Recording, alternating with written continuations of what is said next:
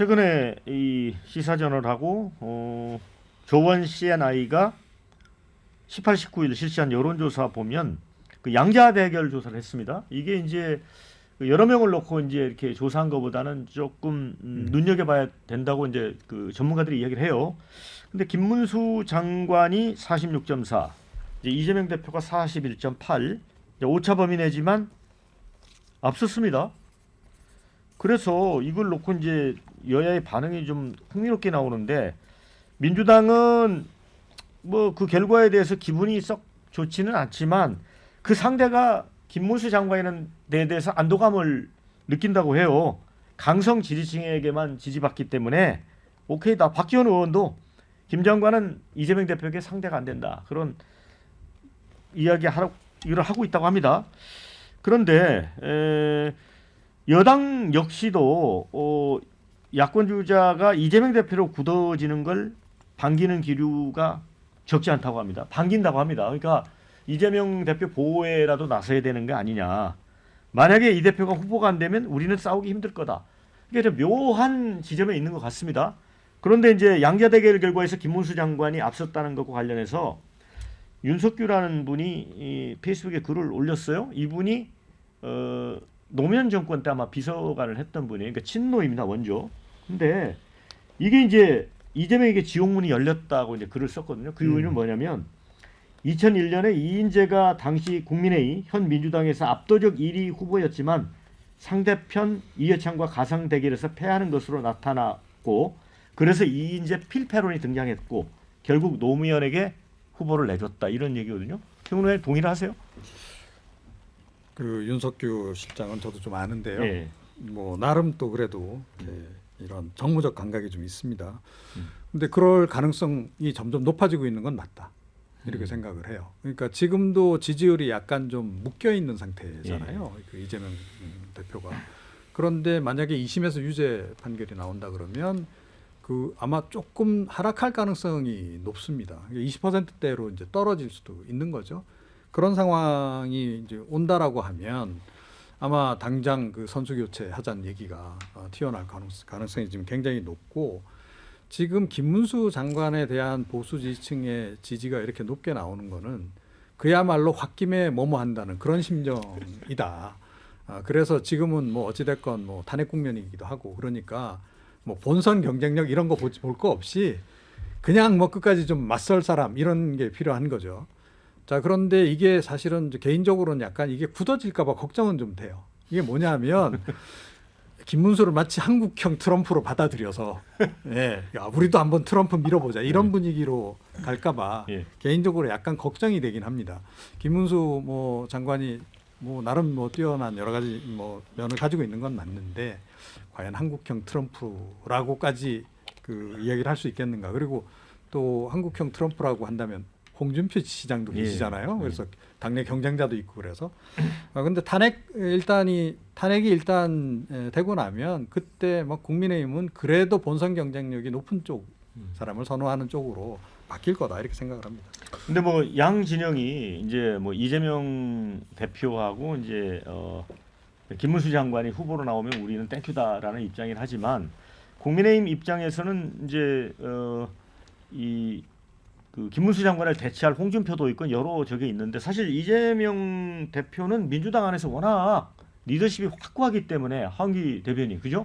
좀 그런 상황은 좀 다른 것 같아요. 아니, 근데 키워드를 두 가지로 그냥 뭐 평을 하자면, 하나의 키워드는 이해창이고 아까 말씀하신, 그다음 하나는 선수 교체인데 두 번째 키워드인 선수 교체부터 얘기를 드리자면 선수가 아직 안 정해졌습니다. 그러니까요. 더불어민주당에 제가 그러면 친명, 그러니까 뭐 이재명 대표랑 가까운 쪽에 있다는 사람들한테도 물어봐요. 경선 안 할 거냐? 경선. 추대하냐 우리는.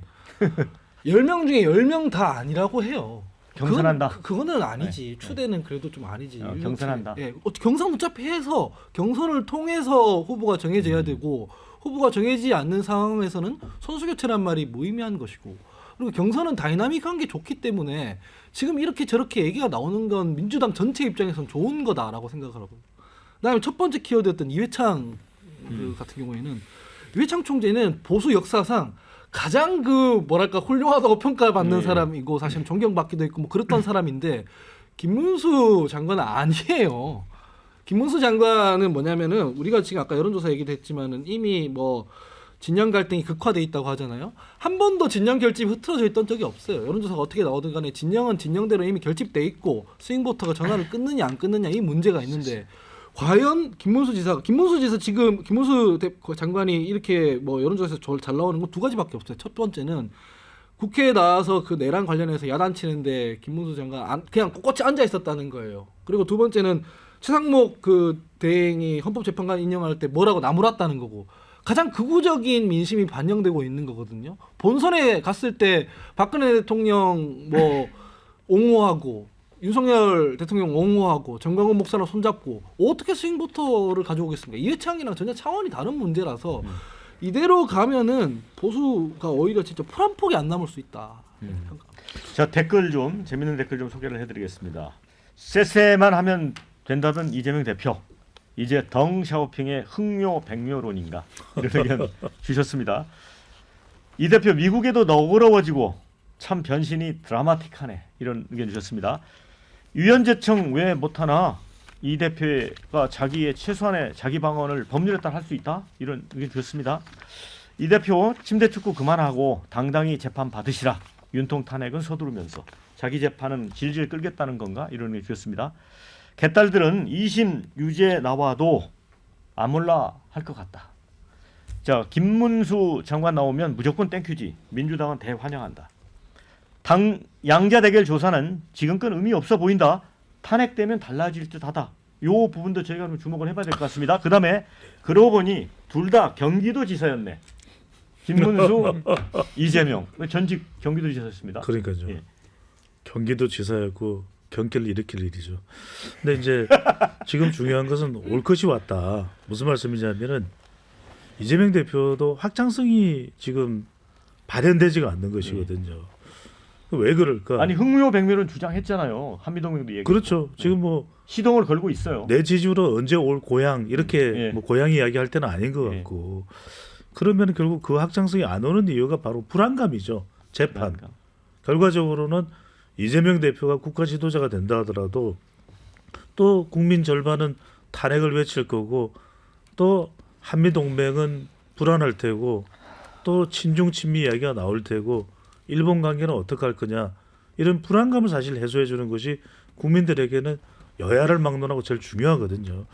근데 이제 그런 부분에 있어서 이재명 대표가 매우 심각할 정도로 지금 도전받고 있고 사실 김문수를 불러낸 사람도 이재명 대표가 불러냈다고 보시면 돼요. 왜요? 이재명 대표와 가장 대립각에 서 있는 인물이 지금 법 여건에서는 김문수예요. 예. 친윤석열, 반 이재명, 반 민주당의 제일 최정점에 서 있는 사람이 김문수, 그 다음이 원희룡, 홍준표, 오세훈, 한동훈 이 순서거든요. 근데 저는 민주당이 자꾸만 뭔가 시나리오에서 빼려고 그래요. 에이 김문수는 상대도 안 돼. 예. 박지원 의원도 그런 이야기 하고 있죠. 그리고 오히려 환영이야. 재판 큰 예. 문제 안 돼. 저는 큰 코 다칠 일입니다. 왜? 그래요. 트럼프가 등장했을 때 미국 공화당은 그랬습니다. 에이 트럼프가 또 도전해 안 돼. 우리에겐 디센티스가 있어. 플로리다 주지사거든. 아니야 무슨 소리야. 최초의 미국 여성 대통령이 될 수 있는 니키 헤일리도 있어. 잽도 안 되죠. 결과적으로 뭐냐. 보수 지지층들은 그래 우리 밀리지 않고 바이든이든 해리스든 이길 수 있는 사람은 우리에게는 트럼프야. 트럼프밖에 없어. 막 밀어붙이게 되거든요. 선거가 되면요. 김문수를 보는 것이 아니라 이 보수라고 하는 세력 내에서 김문수를 녹여 넣어요. 이 점이 중요합니다. 선거를 아는 사람은 그걸 봐야 되는 거죠. 네, 재미로 댓글을 하나 올려주셨어요. 우리 배종찬 소장님 평론에 동의를 안 하시는 건지 배추도사 이제 도사가 아니야. 주셨습니다. 도사이네요. 원래 도사가 아니었습니다. 원래 도사가 아니었습니다, 사실. 자, 그런데 예. 또 흥미로운 게 이제 양자 대결에서 김문수, 홍준표, 오세훈, 뭐 이재명 대표하고의 대결에서 경쟁력이 있습니다. 그런데 한동훈 전 대표가 4등으로 나와요. 4등. 굉장히 낮게 나옵니다. 그래서 이 부분이 옛날에 그 당원 포함해서 65% 지지까지 였던 당 대표 출신이었잖아요. 평론가님은 어떻게 보세요? 이거? 그러니까요. 그야말로 왜 그럴까요? 이 경우야말로 드라마틱하게 이것도 드라마틱하게. 지금 뭐 그냥 절벽에서 떨어진 경우에 해당한다 이렇게 좀 생각을 하는데 한창 그 지난 총선 때 비대위원장 했던 때 작년 3월 중순 무렵에는요. 예, 이재명 대표보다도 지지율이 더 높게 나왔었어요. 그때 한국갤럽 조사였던 걸로 제가 기억하는데 그때 24% 나와가지고 예. 이재명 대표가 그때 23% 나왔거든요. 그때가 한동훈 대표가 전 대표가 가장 높았을 때입니다. 자 그런데 얼마 전에 이제 대표직 딱 그만두고 나서 똑같은 한국갤럽 조사에서는 5% 이렇게 나오거든요. 24%에서 5% 떨어진 겁니다. 최근엔 뭐 이런저런 조사들 보니까 5%, 6% 대략 그 선에 이제 머물러 있는 거고 조금 전에 말씀하셨듯이 이제 보수 진영 내에서 그래도 나름 1위를 유지를 해왔잖아요. 장관 시절부터 그러지 않았습니까? 그런데 그게 대표직 사퇴하고 나서 깨지고 나서는 지금 좀체 회복을 좀 못하고 있는 오히려 순위가 조금씩 좀 이렇게 밀려나는 그런 그 형국을 보이고 있는데 네. 이건 뭐냐?